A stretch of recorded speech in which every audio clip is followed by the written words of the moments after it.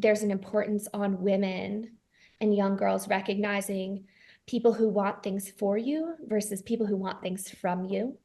And also recognizing that like the shit you've done, like you did that shit. You know what I mean?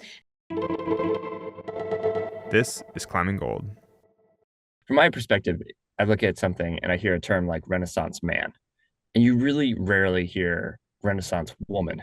Like for whatever reason, it just seems like there's a double-edged sword for this whole thing. Is like on sometimes like someone will do something different, like it'll be an athlete that gets involved in politics or something, and it's like, yeah, right on, cool. But you essentially have done the same thing, and it sounds like you feel pushback from the community for being multifaceted. And I'm curious, like, whether 100%. you think that's 100%. just like an instance, or whether you think that that is something that gets put on women in our sport, but women in general. Yeah.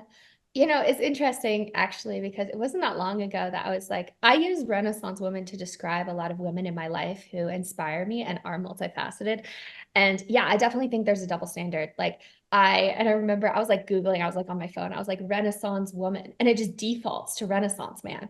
And I'm like it doesn't even come up with like Renaissance woman as a definition. So if anyone who like maybe watches this knows how I can like, or I'll figure it out, I'm a doer, like how to contact, you know, whatever Google. dictionary or Google, like that needs to be added. I think that needs to be added. It's like we're living in a modern world. And the fact that Renaissance woman is not like a word that you search and it just has a definition, that's so weird to me. That's because back in the Renaissance, there were no women, you Oh, know. actually, you know what? Do you want some history? Actually, back in the Renaissance, it's interesting because when you think of like the times like 1600s or whatever, like we think of all the artists that we know, right?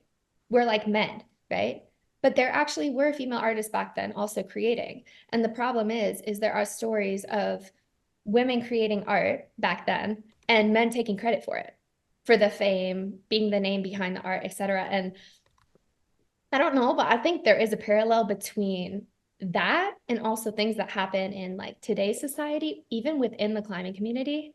Like, I just think there's a different standard for men and women. Like with women, for instance, myself, just on the basis of us showing that we have, you know, and I could go into the DMs and the comments and everything, but I don't need to. But just on the basis of us showing that we have like multiple passions or we're interested in other things and we're sharing that on our platform, I think people start to question the seriousness of our career or our focus or whatever it may be. Whereas I think with men, at least things that I've seen, I think that it's often that there's a blind eye, or maybe even people turn a blind eye or maybe even support certain men within the community that walk the line of unethical practices, as long as they have made a name for themselves or as long as they're intertwined with the career of a prolific female within the sport.